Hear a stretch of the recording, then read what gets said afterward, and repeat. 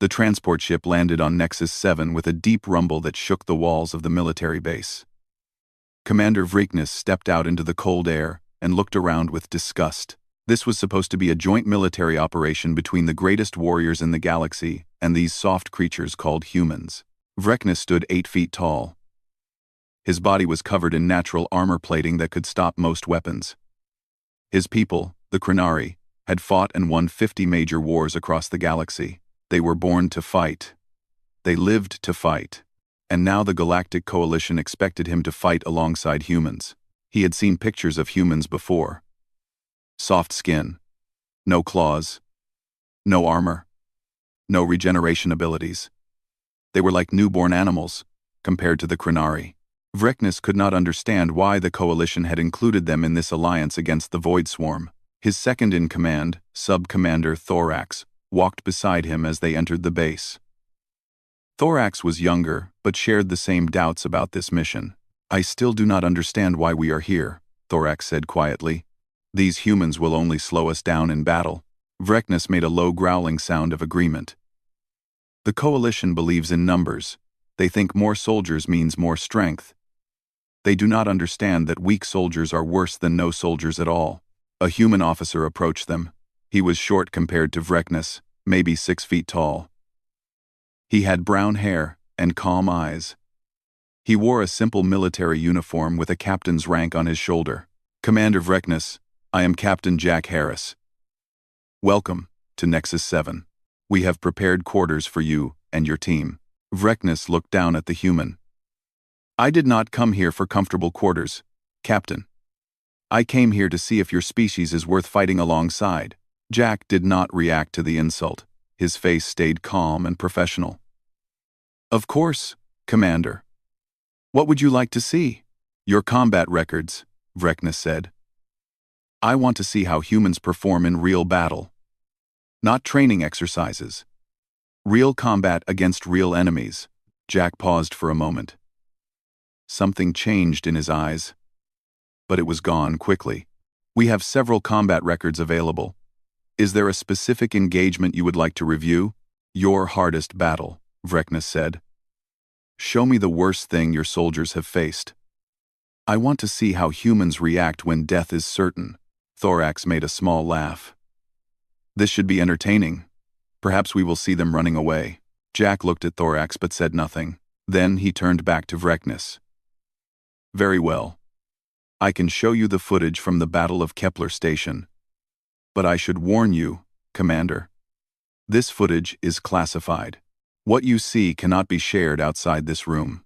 Vreekness waved his armored hand. "I have no interest in sharing human failures with anyone. Show me this battle." Jack led them through the base to a large briefing room. The room had a holographic display system in the center that could show 3-dimensional footage. Several human officers were already inside, including a woman with medical insignia and a large man with heavy weapons patches on his uniform. "This is Lieutenant Kate Morgan, our field medic," Jack said. "And Sergeant Ben Cole, heavy weapons specialist. They both survived the battle you are about to watch." Vreekness looked at the 2 humans. The woman had a scar running down her left arm. The man had a mechanical replacement for his right hand. These were marks of combat, but Vreekness still doubted what fragile humans could truly survive. "There were 47 soldiers at Kepler Station when the attack began," Jack said, as he activated the display. "The station held 2,000 civilians, mostly scientists and their families. The Void Swarm arrived without warning. We estimate their numbers at over 3,000. Thorax made a sound of disbelief. 47 soldiers against 3,000 swarm creatures? Your people must have called for immediate evacuation. "There was no time," Jack said. "The swarm blocked all escape routes within the first hour. Our soldiers had one job: hold the station until rescue ships could arrive." "How long did they hold?" Vreekness asked, expecting to hear that the humans had fallen within hours. Jack looked directly at the Krenari commander. 72 hours. Vreekness felt his body go still. That was impossible. No force of 47 soldiers could hold against 3,000 enemies for 3 full days. Not even Krenari soldiers could do that. "You are lying," Thorax said. I do not lie about the deaths of my soldiers, Jack replied. His voice was still calm, but there was steel underneath it. Watch the footage, Commander. Then tell me if I am lying. Jack pressed a button, and the holographic display came to life. The image showed a space station floating near a green planet. Everything looked peaceful for a moment, then dark shapes began to appear from the shadows of nearby asteroids. Hundreds of them, then thousands. Vrekness sat down in one of the chairs, his eyes fixed on the display. He had come here expecting to see human weakness. He had come here to confirm his belief that humans were not worthy of fighting alongside the Krenari. He did not know that the next few hours would change everything he believed about courage, pain, and what it truly meant to be a warrior. The footage began to play, and the screaming started. The holographic display showed chaos. Void swarm creatures poured through the outer sections of Kepler Station, like black water flooding through broken walls. Each creature was the size of a large dog, with razor-sharp claws and teeth that could cut through metal. Vrekness watched as human soldiers took positions in the corridors. They were so small, so fragile. Their weapons looked powerful, but their bodies had no natural protection. One hit from a swarm creature would tear them apart. The first wave of swarm creatures crashed into the human defensive line. Gunfire filled the air. Creatures fell by the dozens, but more kept coming. A soldier in the front line took a claw strike across his chest. The armor saved his life, but the impact threw him backward. Vrekness expected the wounded soldier to retreat. Instead, the man pushed himself back to his feet and kept firing. Blood was running down his arm, where the claws had cut through the armor gaps. Why does he not fall back? Thorax asked. He is injured. There is nowhere to fall back to, Sergeant Ben Cole said from across the room. Behind us were civilians. Children. We could not give them a single meter. The footage continued. The swarm creatures adapted quickly. They began attacking from multiple directions, using ventilation shafts and maintenance tunnels. The human soldiers split into smaller groups to cover more ground. Vrekness watched a female soldier take a direct hit to her legs. Both bones shattered from the impact. She fell to the ground, unable to stand. Any Krenari soldier would have accepted death at that point. There was no shame in dying when you could no longer fight. But this human did not die. She dragged herself backward using only her arms. Her face was twisted with pain, but she kept moving. She pulled herself toward the armory door, leaving a trail of blood behind her. What is she doing? Vrekness asked. Getting more ammunition, Jack said quietly. Her squad was running low. The footage showed the woman reaching the armory. She pulled herself up against a wall and began loading weapons. Then she crawled back out into the corridor, dragging a heavy bag of ammunition clips behind her. She handed them to her squadmates, who were still fighting. Then, she picked up a rifle and propped herself against the wall. She could not stand. She could not walk. But she could still shoot. Thorax shifted uncomfortably in his seat. Vrekness said nothing. The battle moved to hour 6. The swarm had taken the outer ring of the station. Human soldiers retreated to the middle sections, where the civilians were hiding. The footage showed a young soldier, barely more than a girl, running through smoke-filled hallways. That is Private Amy Lynn, Jack said. She was 19 years old during this battle. Amy was carrying 2 small children in her arms. A third child was holding onto her back. She moved through the chaos, dodging fallen debris and swarm creatures. A creature lunged at her from the shadows. She shot it with a pistol while still holding the children. She never stopped moving. How can she carry so much weight? Thorax asked. Human muscles are not designed for such things. She was not thinking about her muscles, Lieutenant Kate Morgan said. Her voice was flat, like she was remembering something she would rather forget. She was thinking about those children dying if she stopped. The footage reached hour 12. Half of the original 47 soldiers were dead. The survivors had not slept. They had not eaten. Many of them were injured. A soldier with a severed arm was still fighting at the front line. He had tied a piece of cloth around the wound to stop the bleeding, and he was firing his weapon with his remaining hand. Vreknes felt something strange in his chest. It took him a moment to realize what it was. Fear. He was feeling fear while watching creatures smaller and weaker than him fight against impossible odds. "This is impossible," Vreknes said. "Your bodies cannot handle this much damage and keep functioning." "You are correct," Jack said. "Human bodies are not designed for this. We break. We bleed. We feel every bit of pain." He paused. "But we do not stop." 5. The footage showed Lieutenant Kate Morgan treating wounded soldiers in a makeshift medical station. She worked without rest, moving from patient to patient. Then a piece of shrapnel hit her in the side. Vreknes watched her fall, clutching her wound. Any normal creature would have called for help. Kate did not. She grabbed a medical tool and cut into her own flesh. She removed the shrapnel with her own hands, her face white with pain. Then she sealed the wound, stood up, and went back to treating other soldiers. Thorax made a choking sound. She operated on herself. "The other medics were dead," Kate said from across the room. "Someone had to keep the soldiers alive." Vreknes looked at the human woman. She was sitting calmly, like she was discussing the weather. But he could see the old scars on her hands now. He could see the truth of what she had done. The footage continued. Hour 18. Hour 24. The humans kept fighting. They should have been dead 10 times over. Their bodies should have shut down from exhaustion and blood loss, but they kept fighting. Vreknes sat in his chair, unable to move.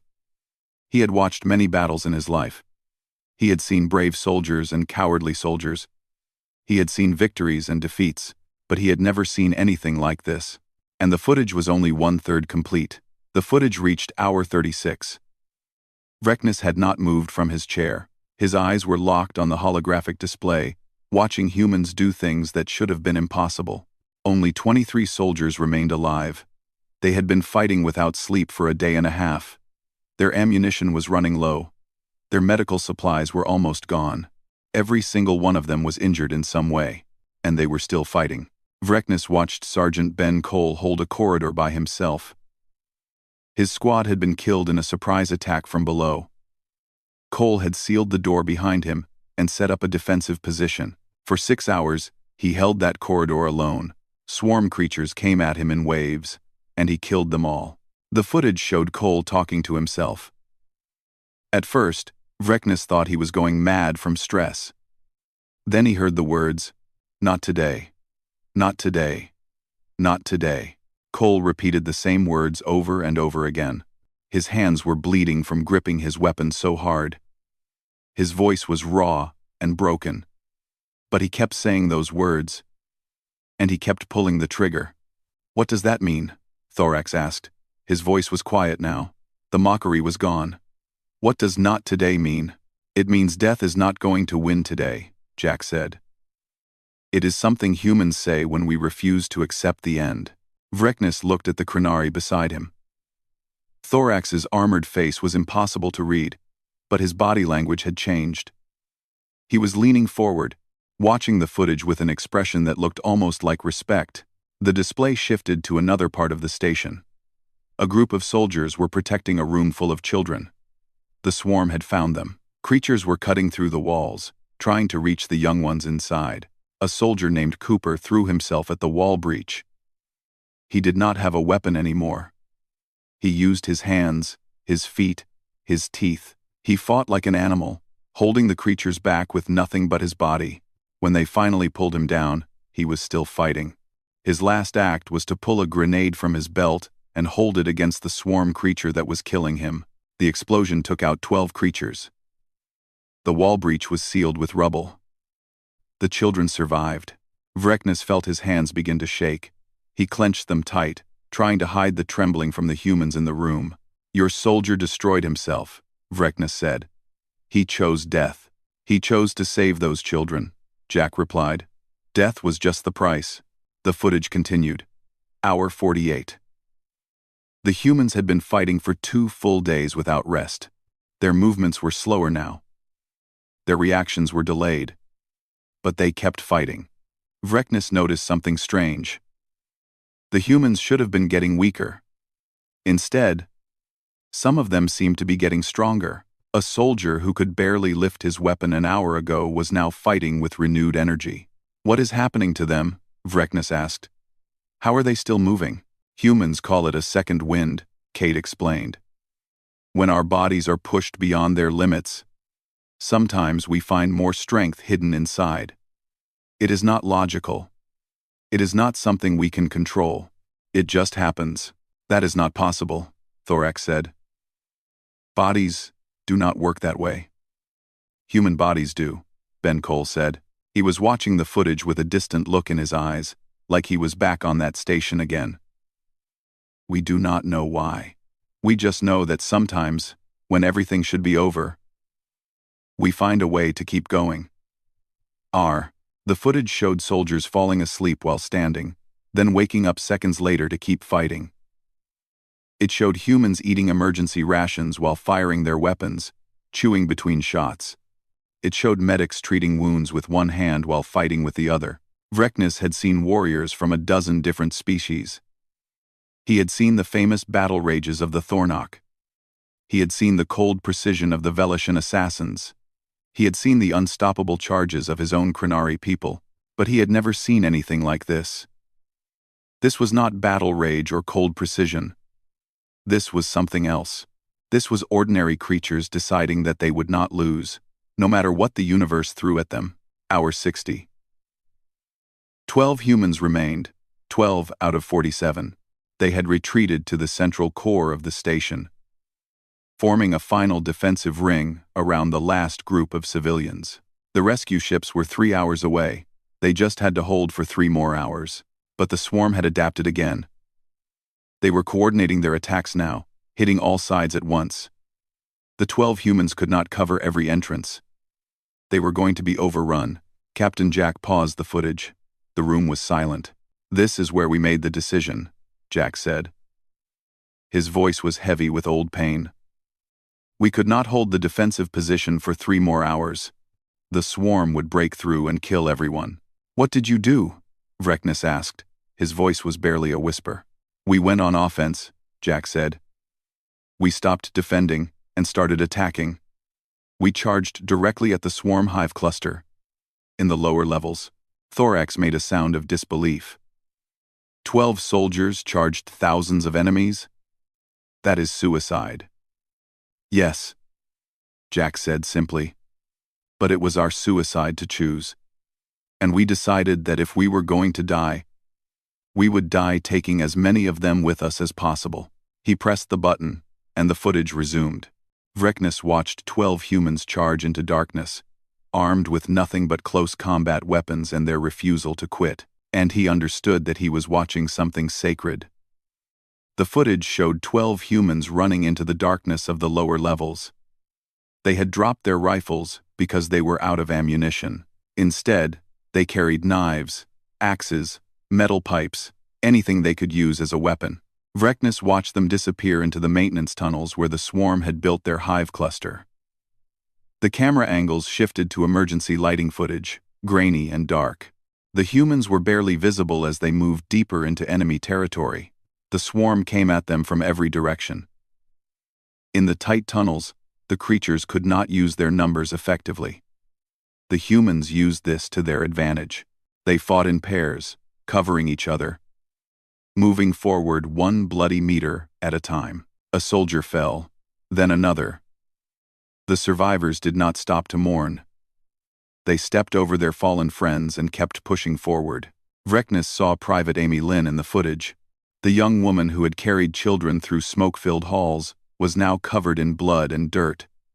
Her face was twisted with determination. She was screaming something as she fought, but the audio was too damaged to hear the words. The humans reached the hive cluster. It was a massive structure, made of organic material, pulsing with dark energy. The swarm creatures were being born from it. Hundreds at a time. As long as it stood, the swarm would never stop coming. 6 humans remained. 6 out of the original 47. They did not hesitate. They attacked the hive cluster with everything they had left. Knives cut into organic walls. Grenades exploded inside birthing chambers. A soldier named Perry found the central nerve system of the hive and drove his combat knife into it again and again. The hive cluster screamed. The sound was so loud that it damaged the camera sensors. The footage became static for several seconds. When the image returned, the hive cluster was dying. The organic walls were collapsing. The swarm creatures were falling, their connection to the hive broken. The footage ended. Vreknes sat in his chair, completely frozen. His body would not move. His mind was struggling to process what he had just witnessed. 72 hours of battle. 47 soldiers against thousands of enemies, a final charge into the heart of darkness. And somehow, impossibly, the humans had won. How many survived? Vreknes asked. His voice sounded strange to his own ears. 12 soldiers were alive when we started the final charge, Jack said. 12 were still alive when the rescue ships arrived. Thorax made a sound of confusion. But 6 fell during the attack on the hive cluster. I saw them die. They were badly wounded, Jack said. We thought they were dead. But they were not. Humans are very difficult to kill permanently. The room was silent for a long moment. Vreknes stared at the empty display, seeing the images replay in his mind. He had fought 50 campaigns across the galaxy. He had seen brave soldiers and impossible victories. But nothing compared to what these humans had done. How do you train your soldiers to ignore pain like that? Vreknes finally asked. Jack looked at him with an expression that Vreknes could not read. We do not train them to ignore pain, Commander. Humans feel every bit of pain. We feel fear. We feel exhaustion. We feel the desire to give up. Then how do they continue fighting? Because we choose something more important than our pain, Jack said. Those soldiers were not fighting for victory. They were not fighting for glory. They were fighting because behind them were 2,000 civilians who would die if they stopped. Vreknes thought about his own people. The Krenari were powerful warriors. They could regenerate wounds that would kill other species. They were born with natural armor that could stop most weapons. They were built for war. But if a Krenari force had been in that situation, they would have called for orbital bombardment. They would have sacrificed the station to destroy the enemy. They would have considered the civilian losses acceptable. These humans had refused to accept those losses. They had chosen to sacrifice themselves instead of the people they were protecting. Why did you not call for air support? Vreknes asked. Your ships could have destroyed the swarm from orbit. The civilians could not be evacuated in time, Jack said. Orbital bombardment would have killed everyone on the station, so you chose to die instead. We chose to give them time to escape. Jack corrected. Our lives for theirs. It seemed like a fair trade. The door to the briefing room opened. A young woman walked in, wearing a soldier's uniform. She had short, dark hair and a scar running across her cheek. Her left hand was mechanical, a replacement for the one she had lost. Vreknes recognized her immediately. Private Amy Lynn, the girl who had carried children through smoke. The woman who had charged into the hive cluster with nothing but a knife. Amy saluted Captain Jack, then noticed the aliens in the room. Her eyes went to Vreknes, and for a moment, something passed between them. Recognition, understanding. Vreknes stood up slowly. His legs felt weak, which was a sensation he had not experienced in decades. He walked toward Amy Lynn and stopped in front of her. She was so small, so fragile-looking. Her skin was soft and marked with scars. Her body had no natural weapons or armor. She was everything the Krenari considered weak, and she was one of the most terrifying warriors Vreknes had ever seen. Commander Vreknes, Jack said. This is Private Amy Lynn. She served at Kepler Station. Vreknes looked down at the human woman. She met his gaze without fear. I would like to speak with Captain Harris alone, Vreknes said quietly. There are things I need to say. Amy nodded and left the room. The other humans followed, leaving Vreknes and Thorax alone with Captain Jack. The conversation that followed would change everything. The room was quiet after the other humans left. Vreknes stood near the display screen. still seeing the images of battle in his mind. Jack waited patiently, giving the alien time to process what he had witnessed. Thorax was the first to speak. "Commander, what are you thinking?" Vreknus did not answer immediately. He walked to the window and looked out at the military base below. Human soldiers were training in the courtyard, running and climbing and practicing combat moves. They looked so ordinary, so unremarkable. "I came here to reject this alliance," Vreknus finally said. "I was going to tell the coalition that humans were too weak to fight alongside Krenari warriors. I was going to demand that your species be removed from the joint operation." Jack nodded slowly. "And now?" Vreknus turned to face the human captain. "Now I understand that I know nothing about strength." The words hung in the air. Thorax made a surprised sound, but Vreknus held up his hand to silence him. "My people have always believed that strength comes from the body," Vreknus continued. "We are born with armor. We can regenerate wounds. We are larger and faster and more powerful than most species. We thought this made us the greatest warriors in the galaxy." He paused, choosing his next words carefully. "But strength of body means nothing if you do not have strength of will. Your soldiers at Kepler Station had bodies that should have failed. They had wounds that should have killed them. They had every reason to give up and die. But they did not. They found strength that I do not understand." "Commander," Jack said, "my soldiers are not special. They are ordinary humans. What they did at Kepler Station, any human would do in the same situation. That is what frightens me," Vreknus replied. Thorax stepped forward. "Commander, what do you mean?" Vreknus looked at his second in command. "The Krenari fight because we are built for it. Fighting is easy for us. We feel little pain. We heal quickly. We have nothing to fear from battle." He gestured toward the window where the human soldiers were still training. "These humans are not built for war. They feel pain with every wound. They do not heal quickly. Their bodies are fragile and easily broken. Fighting is hard for them. Every battle is a struggle against their own nature." Vreknus paused. "And yet they fight anyway. They choose to face pain and fear and death because they have decided that some things are worth dying for. That is not weakness, Thorax. That is courage beyond anything our people have ever known." Jack walked to stand beside Vreknus at the window. "Your people are not cowards, Commander. The Krenari have won many great battles." "Yes, we have won many battles," Vreknus agreed. "But we have also abandoned civilian populations when the cost of defending them was too high. During the Third Expanse War, my people left 3 colony worlds to be destroyed, because saving them would have required too many warrior casualties." The admission seemed to cause Vreknus physical pain. His armored shoulders dropped, and his voice grew heavy. "Your soldiers at Kepler Station had the option to call for evacuation. They had the option to save themselves and sacrifice the civilians. Any Krenari commander would have made that choice without hesitation, but your people did not. They chose to die so that strangers could live." Jack nodded slowly. "That is what we do.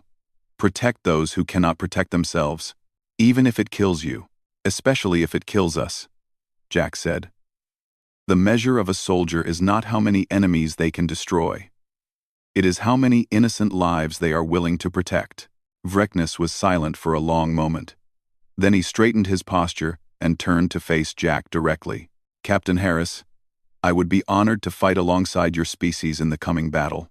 I will return to the assembly hall and announce full Krenari support for human integration into the joint operation." Jack extended his hand. Vreknus looked at the gesture for a moment, then carefully wrapped his much larger hand around the humans and shook it gently. "Thank you, Commander," Jack said. They walked back to the main assembly hall together. Representatives from a dozen species were waiting for the Krenari decision. Vreknus stood before them all and spoke in a clear, powerful voice. "The Krenari have reviewed human combat capabilities. We find them more than acceptable. Any force in this galaxy would be honored to fight alongside humanity." The hall erupted in surprised murmuring. The Krenari were famous for their arrogance and their dismissal of other species. For their commander to publicly praise humans was unprecedented. After the assembly ended, Thorax approached Vreknus privately. "Commander, Do you truly believe what you said? Do you believe humans are superior warriors? Vreknus shook his head slowly. No, Thorax. Humans are not superior warriors. They are something far more dangerous. What do you mean? Vreknus looked across the courtyard where the human soldiers had finished their training.